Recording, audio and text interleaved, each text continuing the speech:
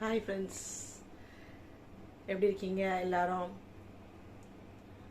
இன்னைக்கு நான் பேச போகிறது, உங்கள்கிட்ட ஷேர் பண்ண போகிறது, இப்போ யூடியூப்பு சோஷியல் மீடியாவில் பயங்கர வைரலாக போயிட்டுருக்க ஒரு விஷயத்தை பற்றி தான் உங்கள்கிட்ட பேச போகிறேன். முதல்ல அதுக்கான ஒரு வீடியோ நான் ஒன்று போஸ்ட் பண்ணியிருக்கேன், அதை பார்த்துருங்களேன். அதை பார்த்தீங்கன்னாவே உங்களுக்கு கொஞ்சம் தெரியும். அதுக்கப்புறம் நம்ம பேச தொடங்கலாம். இந்த உதவி பத்தி பேசும்போது சும்மா உட்காந்து பேசிட்டு இருக்காங்கல்ல, அவங்கள பத்தி ஒரு சின்ன ஒரு கதை சொல்லணும்னு தோணுது, சொல்றேன். கீழே ஒருத்தர் அன்னதானம் பண்ணிட்டு இருக்காரு. எல்லாருக்கும் அவருக்கு அன்னதானம் பண்ணணும்னா ரொம்ப பிடிக்கும்.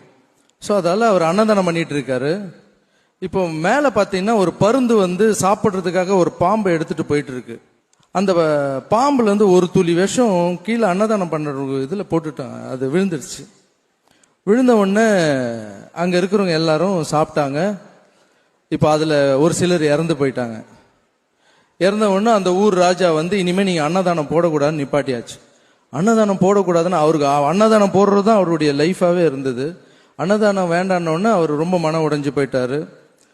அப்படியே அந்த அன்னதானம் ஸ்டாப் ஆயிடுச்சு. இப்போ சித்திரகுப்தன் போய் சாமி கிட்ட கேட்கிறாரு, இந்த பாவ கணக்கை வந்து அந்த அன்னதானம் போட்டாரு அவர் பேர் மேல எழுதிடலாமான்னு. 4 பேருக்கு சாப்பாடு போடுறாரு, அவர் மேல எப்படியா நீ எழுதுவ? அது ரொம்ப தப்பு இல்லைன்னு சாமி சொல்றாரு. அப்போ அந்த பருந்து மேல போடலாமா அப்படின்னு. பருந்து அது சாப்பிட்றதுக்காக இறைய எடுத்துட்டு போச்சு, அது மேல எப்படி போட முடியும்? அப்ப பாம்பு மேல போடலாமா? அதுவே உயிருக்கு பயந்து துடிச்சிட்டு இருக்கு, அது மேல நீ எப்படி போடுவ அப்படின்னு. சரி, இந்த பாவ கணக்கு யார் மேலேயாவது எழுதணும்னால யார் மேல எழுதுறது அப்படின்னா, கொஞ்ச நாள் வெயிட் பண்ணு, இந்த கணக்கு அப்படியே வெயின்னு சொன்னாராம் சாமி. அதுக்கப்புறம் பார்த்தீங்கன்னா கொஞ்சம் நாட்கள் போச்சு. மறுபடியும் அவர் அன்னதானம் போட ஆரம்பிச்சாரு. ராஜாவை போய் பார்த்து பர்மிஷன் கேட்டு அன்னதானம் போட ஆரம்பிச்சாரு. அன்னதானம் போயிட்டு இருக்கு. அந்த ஊர்ல ஒரு 2 வயசானவங்க ஒரு வாரமா சாப்பிடாம, எப்பா இங்க யாரோ அன்னதானம் போடுறாங்களாம், அது எந்த பக்கம் போகணும்னு கேட்டாங்க. அந்த 4 பேர் திண்ணில உட்காந்து பேசிட்டு இருக்காங்க. ஓ அன்னதானமாமா, அந்த ரைட்ல போய் லெஃப்ட்ல கட் பண்ணுங்க, அங்க ஒரு ராஜா அன்னதானம் போட்டுட்டு இருக்காரு அப்படின்னு. இப்போ அவங்க 2 பேர் ஒரு 10 ஸ்டெப்ஸ் எடுத்து வச்ச உடனே அந்த 4 பேர் சொன்னாங்களாம், அன்னதானம் போய் சாப்பிடுங்க, ஆனா செத்துருவீங்க, உயிரோட இருக்க மாட்டீங்க அப்படின்னாங்களாம். அந்த வயசானவங்க 2 பேர் சாப்பிட முடியாம திரும்பி போனாங்களாம். சாமி கூப்பிட்டாரு சித்திரகுப்தனை, மேல வா அப்படின்னு. அந்த பாவத்தை யார் மேல போடணும்னு கேட்டிருந்தல்ல, அந்த 4 பேர் உட்காந்து சும்மா பேசியிருந்தானுங்க பத்தியா.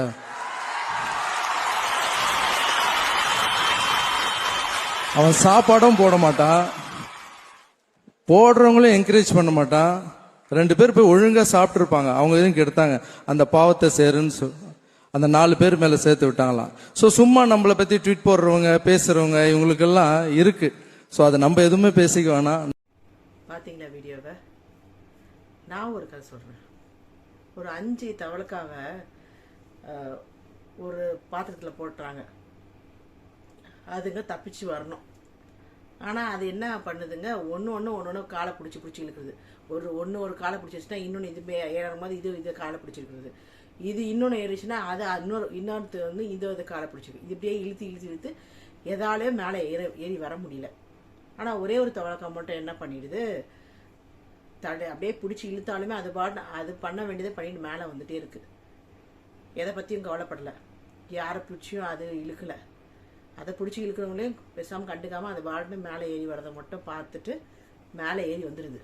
மீதி எல்லாமே ஒன்று பிடிச்சி இழுத்து அது உள்ளவே தான் இருக்குது. இப்போ இதை பார்த்தோன்னா உங்களுக்கு என்ன தோணுது? கமெண்ட்ல சொல்லுங்க. நான் வேற எதுவுமே அதிகமாக பேசலை. ஏன்னா பேசுனா அது வேஸ்ட் தான் எனக்கு தோணுது. ஒன்று சொல்கிறேன், விஜய் சார் டைலாக் ஒன்று, உசுப்பேத்துறவன்ட்ட உம்முனும் கடுப்பேத்துறவன்ட்ட கம்முன்னு தான் வாழ்க்கை ஜம்முன்னு இருக்கும். அது மட்டும்தான் எனக்கு இந்த இதில் பார்த்த உடனே டக்குன்னு தோணுது. ஏன்னா அவர் எந்த ரியாக்ஷனும் இதுக்கு பண்ணலை.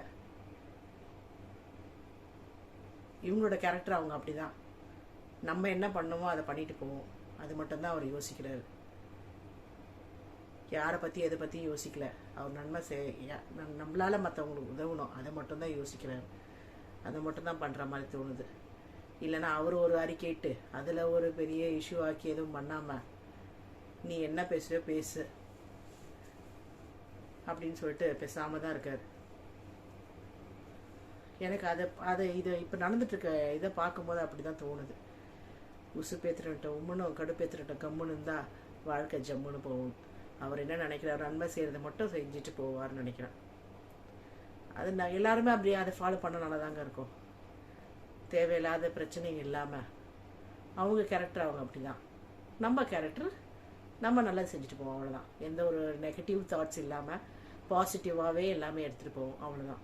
பாசிட்டிவ் எடுத்துகிட்டு போனால் எல்லாம் பாசிட்டிவாகவே முடியுங்க. அவ்வளோதாங்க எனக்கு தெரிஞ்சது. நீங்கள் என்ன யோசிக்கிறீங்கன்னு நீங்கள் கமெண்ட் பாக்ஸில் போடுங்க, ஓகேங்களா? உங்களோட கருத்துக்களை சொன்னால் தான் நம்மளுக்கும் தெரியும், எல்லாருக்கும் தெரிய வரும். ஸோ உங்களோட கருத்துக்களை நீங்கள் சொல்லுங்கள். பாய். இன்னொரு வீடியோவில் பார்க்கலாம்.